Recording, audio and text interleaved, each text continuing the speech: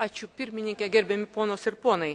10 metų tai jau toks laikotarpis, kai galima iš tikrųjų vertinti, ar ekonominė ir pinigų sąjunga davė naudą ar nedavė naudos. Galima pamatyti, kokie yra pasiekimai ir kokie yra trūkumai ir nesėkmės. Noriu atkreipti dėmesį į Maastrichto kriterijus, kurie buvo sukurti teoriškai iki ekonominės ir pinigų sąjungos sukūrimo. Ir dabar jie iš tikrųjų jau yra pasenę.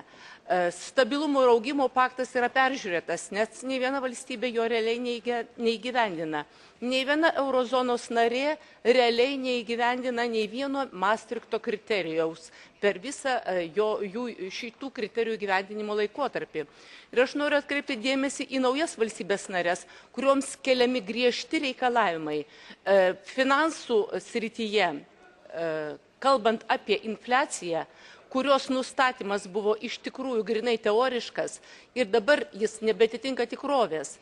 Nustatyti infliacijos lygį pagal ne eurozonos nares iš tikrųjų nėra teisinga ir tai reiktų peržiūrėti. Ačiū.